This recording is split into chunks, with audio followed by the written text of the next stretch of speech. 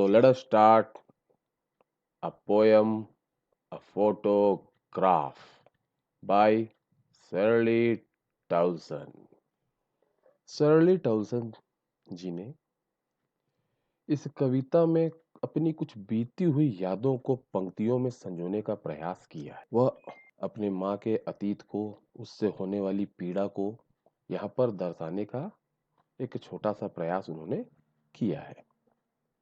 तो देखते हैं शर्ली टाउसन जी अपनी इस कविता में, इस पोयम में क्या कहती हैं। The cardboard shows me how it was when the two girls' cousin went paddling. The cardboard shows me how it was. The cardboard. यहाँ पर कवित्री ने कार्डबोर्ड शब्द का इस्तेमाल करके अपनी याद के पुरानेपन को, उसकी अतीतता को दर्शाने का प्रयास किया है। क्योंकि कार्डबोर्ड एक मोटे कागज के गत्ते को कहा जाता है, जिसमें हम पुराने समय में कुछ फोटो वगैरह चिपका के मोटे कागज का एक फ्रेम बनाकर उसे रखा करते थे। आजकल तो हम प्लास्टिक के और बहुत से और दूसरे तरीकों के महंगे तरीके अपनाते हैं। पहले इस प्रकार को चलन में लाया गया था। तो कार्डबोर्ड के शब्द से उन्होंने अपने अतीत की यादों की अतीतता दर्शाने का यहाँ पर प्रयास किया और कहती है द कार्डबोर्ड शोज मी। वह एक फोटो देख रही है कार्डबोर्ड में लगा हुआ, जिससे वो कहती है shows me how it was. यह मुझे दिखाता है कि यह कैसा था। क्या कैसा था? वो कार्डबोर्ड नहीं, उस कार्डबोर्ड की फोटो से जो वह याद उनको आ रही है उसके बारे में बताती है कि वह कैसी थी। वह बताती है when the two girls cousin went paddling। उस चित्र में क्या दर्शाया जा रहा है कि दो गर्ल कजिन, दो लड़कियां जो कि आपस में चचेरी ममेरी फुफेरी बहनें हैं। कजिन्स मतलब बहन, चचेरा भाई, ममेरा भाई।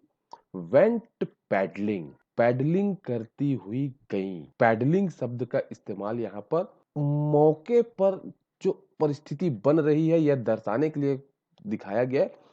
पैडलिंग का वास्तविक अर्थ होता है नाव चलाना। नाव में जो हम चप्पू चलाते हैं उसे हम कहते हैं पैडलिंग। और यहाँ पर पैडलिंग शब्द का इस्तेमाल किया गया एक उथले पानी में जब हम छपाक छपाक करके पैर चलाते हुए चलते हैं, दौड़ते हैं। तो समुद्र का किनारे का यहाँ का सीन है और वहां पर वो लड़कियां क्या कर रही है? पानी में छपाक छपाक कर कर दौड़ रही हैं। Each one holding one of my mother's hand. Each one, दोनों ही लड़कियां, वो जो गर्ल कजिन्स हैं, उन्होंने क्या किया हुआ है? उन्होंने holding one of my mother's hand, holding one of my mother's hand, दोनों तरफ से उन्होंने एक एक हाथ मेरे माँ के पकड़े हुए हैं। And she the big girl, she, यहां पर शी पोएटेस की मदर है। वह जो बिग गर्ल है, जो बड़ी है, वह उनकी माता है। सम 12 ईयर्स और सो, उनकी उम्र उस वक्त क्या रही होगी? कुछ 12 वर्ष के आसपास। All three stood still to smile through their hair at the uncle with the camera। अब आगे बताती हैं कि वहां पर उनके अंकल हैं जो कैमरा लेके खड़े हुए हैं और तीनों लड़कियां एकदम स्टूड स्टिल, स्थिर खड़ी हो गई हैं और कैमरे की तरफ देख रही हैं। To smile through their hair, और स्माइल देने का प्रयास कर रही है। और यहाँ पे स्माइल थ्रू देयर हेयर वहां पे के पर्यावरणिक परिस्थिति को बताने का प्रयास किया गया है। वहां पे क्या हो रहा है? समुद्र का किनारा है, हवाएं चल रही हैं, बाल उड़ रहे हैं, चेहरे पे आ रहे हैं और उन बाल के उड़ने से चेहरों के बीच से, चेहरों से मुस्कुराहट दिखाई दे रही है जो कि कैमरे की तरफ वह देख रहे हैं। A sweet face my mother's, that was before I was born. यह घटना कब की है? यह लाइन बताती है कि वह जो सुंदर सा चेहरा है वह मेरी माँ का है। और यह कब की बात है? That was before I was born, मेरे जन्म से पहले की बात है। मतलब यह बहुत पुरानी बात है। और उसके बाद अब थोड़ा गमगीन माहौल में एक उदाहरण पेश करते हुए यहाँ पर एक उदासी और संदेश देने का प्रयास करती हैं पोएटेस शर्ली टाउसन। एंड द सी, और वह जो समुद्र है, which appears to have changed less, जो कि ऐसा प्रतीत होता है कि बहुत कम बदला है।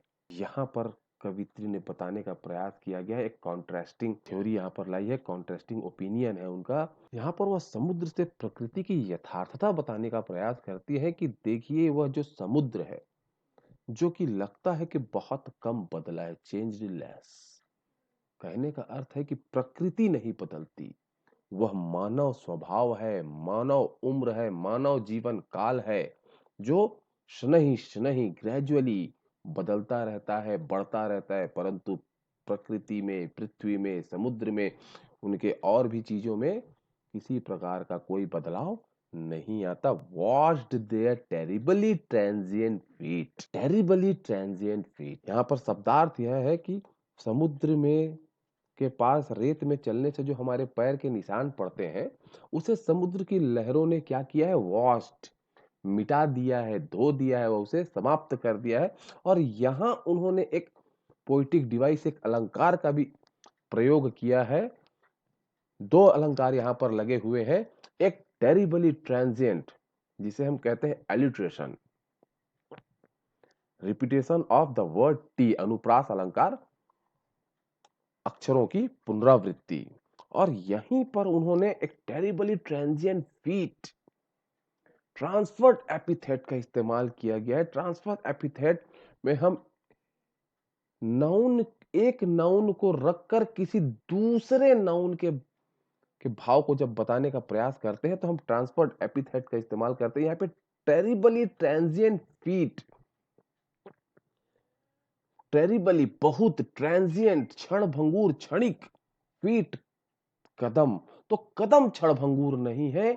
यहां पर उन्होंने बताने का प्रयास किया है कि वह जो हमारा जीवन काल है, हमारे जीवन की जो आवर्दा है, हमारी उम्र है, वह प्रकृति और इस पृथ्वी के सामने में और कितनी छोटी है कि इसे वह एक ही बार में, थोड़े ही पल में यह समाप्त हो जाती है। हम जन्म लेते हैं, बड़े होते हैं, मृत्यु को प्राप्त कर लेते हैं, हमें लगता है कि हमने बहुत दिन व्यतीत किए यहाँ पर अगर हम अपने इतिहास में जाकर देखें, अपने अतीत से अपने आप को जोड़ने को देखें, तो हमारा हिस्सा बड़ा ही छोटा हो जाता है। यही वहां पर बताने का प्रयास किया है कवित्री ने, टेरिबली ट्रांजिएंट फीट, कितना छोटा जीवन काल है हमारा, क्षण भंगुर है, जो क्षण में समाप्त हो जाता है। यहाँ पर उन्होंने अपनी उदासी, अपना गम प्रदर्शित करने का प्रयास किया है।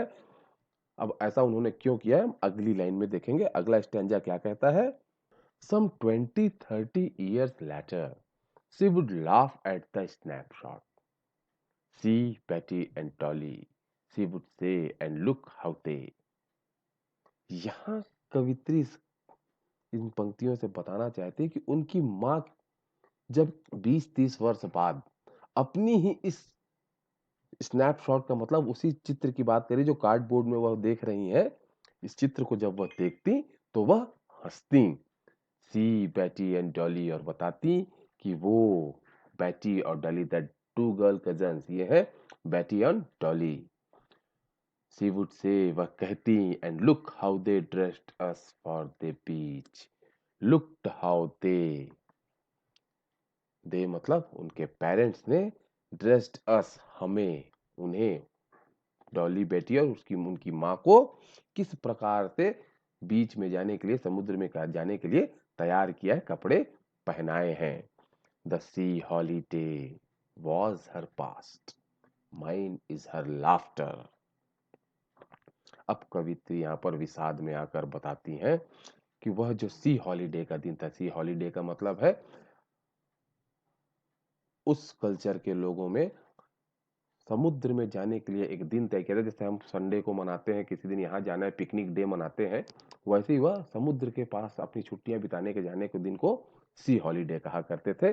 तो वह सी हॉलीडे जो है वह वॉज हर पास्ट, वह हर मतलब पोएटेस की माँ, उनका पास्ट था। और पोएटेस के लिए क्या था, माइन मतलब पोएटेस, इज हर लाफ्टर, वह उसकी माँ की वह हंसी थी। यहाँ पर थोड़ा दुखी होते हुए कवित्री बता रही है कि मेरी माँ की जो हंसी है वह अब मेरे लिए एक अतीत बन चुकी है। Both wry with the laboured ease of loss. यहाँ पर फिर एक पोएटिक डिवाइस ऑक्सीमोरॉन का इस्तेमाल किया है कवित्री ने।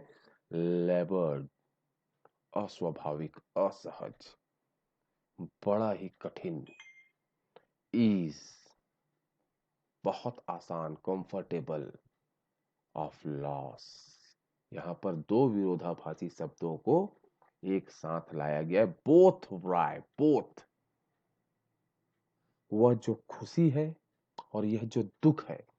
एक तरफ उनकी माँ की हंसी की जो खुशी है और दूसरी तरफ उनकी याद का जो दुख है, यह उन्हें क्या करता है? बोथ राय, एक ऐंठन से उनके शरीर में पैदा करता है। इस राय शब्द को मैं बता दूं, ये एक फीलिंग है जिसे हम शब्दों में तो बयान नहीं कर सकते, पर इसे महसूस कर सकते हैं। आपने कभी देखा होगा कि जब आप कोई काम करना चाहते हैं और कर नहीं पाते हैं, कुछ बेचैनी होती है, तो शरीर में एक जकड़न सी आती है कि क्या करूं, कैसे करूं, करूं कि ना करूं। उसी चीज को यहाँ पर बताने का प्रयास किया है कि वही जकड़न वह महसूस कर रही हैं। With the laboured ease of loss. एक तरफ उस दुख को बर्दाश्त कर पाने में उन्हें बड़ी तकलीफ हो रही है, दूसरी तरफ उनकी हंसी को देखकर उन्हें बड़ा ही सुकून मिल रहा है। और यह दोनों ही उनके लॉस, उनके नुकसान को प्रदर्शित कर रहा है। तो यह जो नुकसान है, कौन सा नुकसान? उनकी माँ का नुकसान, जो अब उनके बीच नहीं है।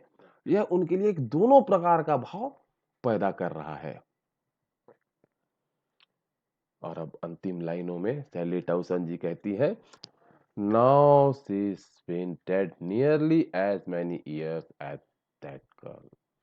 यहाँ पे पोएटेस सैली टाउसन कहती हैं कि उनकी माँ की मृत्यु को उतना ही वक्त बीत चुका है जितना कि वह फोटो वाली वह लड़की जीवित रही। वह लड़की मीन्स वो जो फोटो वाली लड़की है, जो उनकी माँ ही थी।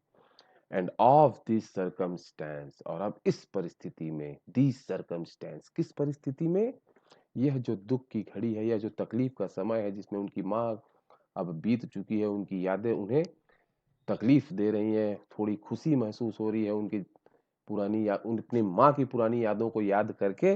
देयर इज नथिंग टू से एट ऑल। और इस सारी स्थिति में उन्हें शांत कर दिया है। अब उनके पास कहने को कोई शब्द नहीं है। It's silence, silences. और यह जो शांति है वह शांत करती है। यहां पर दो पोएटिक डिवाइसेस का इस्तेमाल किया गया है। एक तो एलिट्रेशन, फिर से the repetition of the word S, S की पुनरावृत्ति हुई है। और दूसरा है पर्सोनिफिकेशन, मानवीकरण। It's silence, silences. साइलेंस, शांत होना मानव गुण है, जिसे परिस्थिति की शांति के साथ जोड़ के परिस्थिति का मानवीकरण कर दिया गया है। और अब वह उन्हें शांत कर देती है, मुझे शांत करती है, उसकी शांति मुझे शांत कर देती है, ऐसा कवि बताना चाहती है। So that is all with your poem a photograph by Shirley Toulson. Thank you.